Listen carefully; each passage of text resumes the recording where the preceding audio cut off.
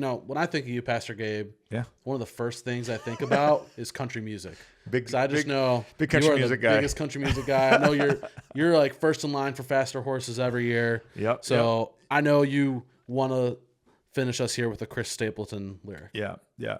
For the record, I am not a big country fan, but there are certain country artists I really do like. Like I like Zach Bryan quite a bit. Shabuzi. I don't actually like Shabuzi, man. I tried and I'm like, it's been done. Like I think people are trying to pretend like it's novel. Like this has been around for a minute. And so I'm a little over that. Yeah, I like Zach Brown bands, and I really actually do like Chris Stapleton. Like he's like, if I'm going for a mellow country vibe, and I mean, I love the classics too. I love Willie and Johnny and like, George Strait and like that crew as well. So, I'm appreciator of all, but of course, nothing compares to hardcore. Yeah. That's peak. But anyway, Chris Stapleton, I do actually like his stuff, and he has this song. I can't remember what it's called. It's called like Drunk Prayers or something, Drunk Confession, and he has these lyrics that I almost used, and I'll get to why. He says, when I get drunk and talk to God, I say I'm sorry for the things I'm not. I mean every word I say and promise I can change when I get drunk and talk to God.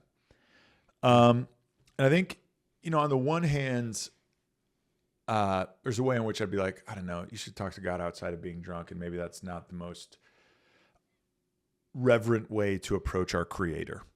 Yeah. Fair.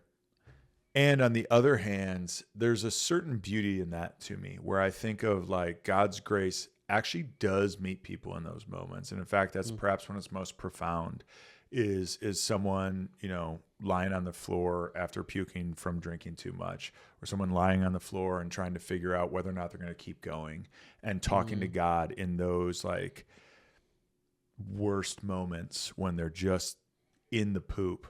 When they're in the expletive, and knowing that there's a God who in his grace actually draws near to them. Yeah. I just appreciate that about his lyrics and that image of talking to God. And so that this song is kind of reminding me of that sort of radical welcome that God has for us. And that we get to extend to each other, to ourselves, to the world.